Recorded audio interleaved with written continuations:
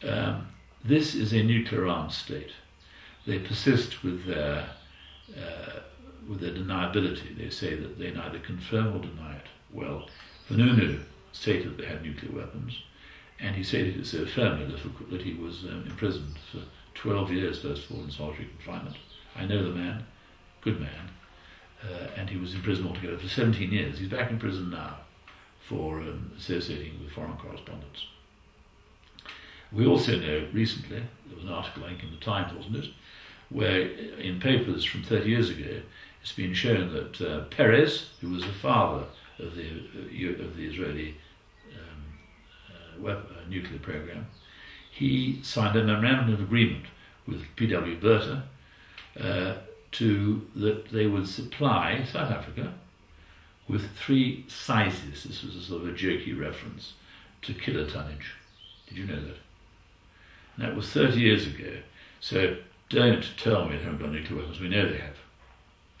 And the 3 Dolphin-class submarines built by Germany, one of which was given to Israel in guilt, no doubt, for the Holocaust, to produce another Holocaust. They are, in fact, now moving around the Gulf, off the Iranian coast, and they have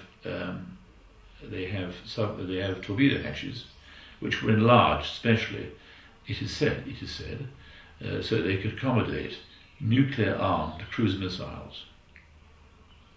And you know what that means too, don't you? About a 1,500-mile range, kilometre range, and precision targeting.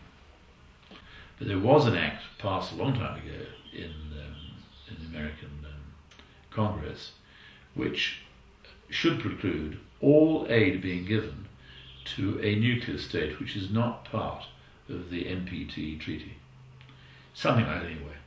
The thing is that what we can surely say, forget the statutes, what we're saying in fact is that this tiny, belligerent, lethal nation stuck at the eastern end of the Mediterranean, which always tells us about all the Arab enemies around it, which I know very well, in fact would live perfectly well with it if it could live sensibly with Palestinians in the land it took from the Palestinians.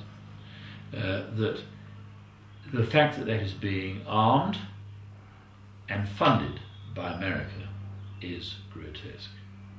It is partisanship of the worst sort.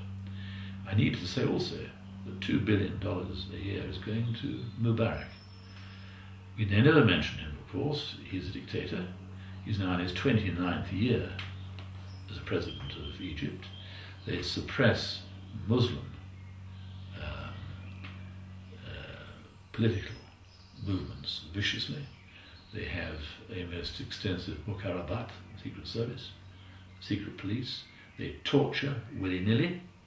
Some of our nationals have been tortured there, I'm sure, sometimes with the knowledge of MI6 or MI5.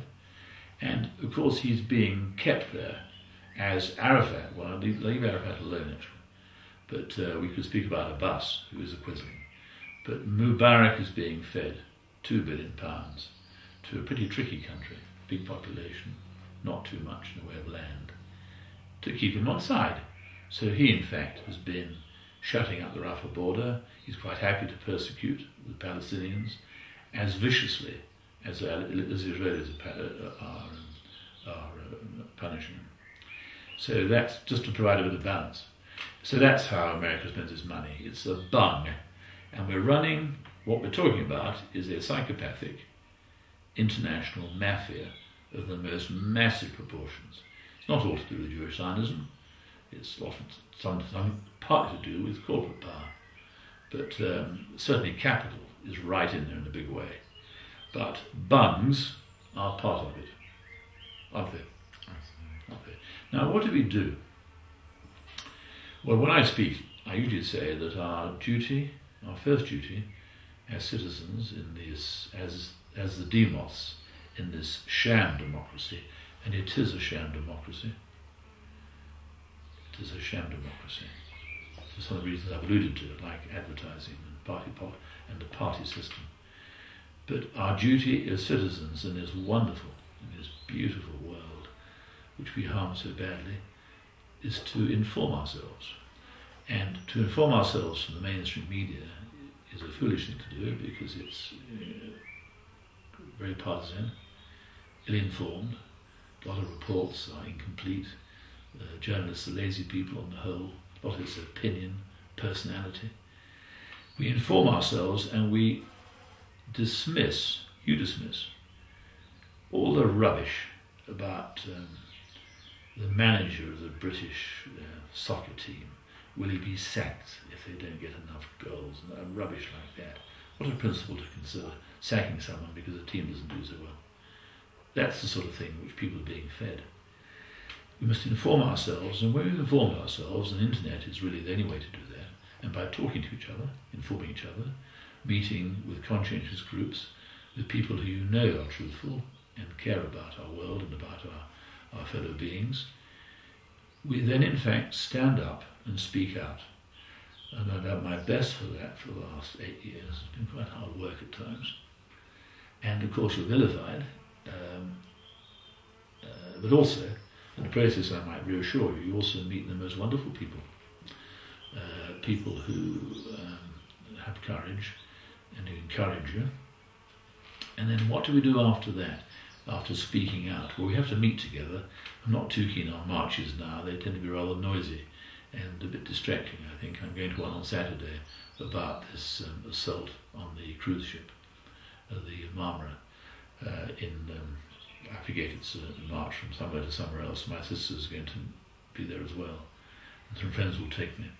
But what do we do? I don't know what we do more, but I know one thing, that people power is the only way forward.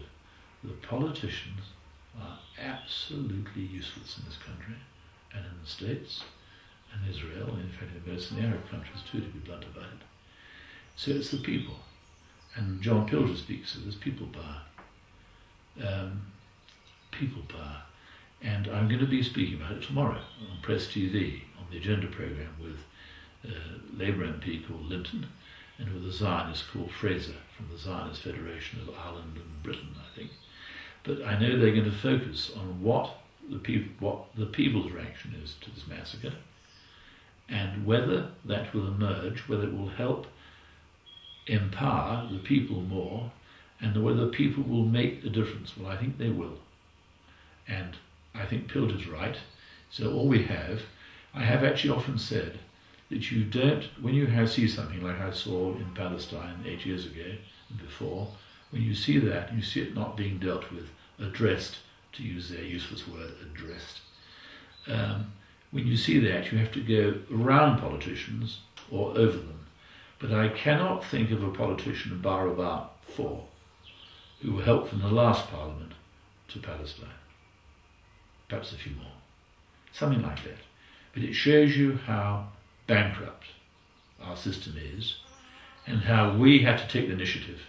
And we have to look at our history, look at the Chartists and the Levellers, and Peterloo, which I never got, I was taught about that at school, but there were people, if you ever want to see what the Englishman, the poor Englishman is capable of, read the letters written by the Lovelaces, the Tolpuddle martyrs, who were being offered 5 pence a week, I think it was, rather than 6 pence a week, and they were already starving their families. And read the English and the vigour of it, and compare it with the pap which we see today in our newspapers. And we must try and imitate those people, because we are in big trouble, very big trouble, and we must get out of it for the sake of all those children. And that's what I'd like to end on by saying, what drives me mostly is the child. I have 3 lovely grandchildren, and I see in their eyes, their beautiful eyes, I saw them yesterday as it happens, the eyes of 2 billion children in our world. They and their mothers are all equally precious, and not one should be harmed in the least way. So for the mother and the child, a symbol of peace, think, stand up, and act together to make our world better than these bloody politicians are doing for it.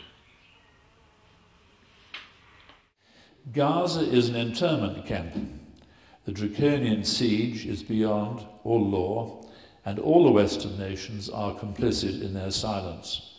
Every imaginable crime is committed against the Palestinian people by a ruthless and pitiless occupier of the whole of Mandate Palestine. That's Palestine as you see it in the older Bibles.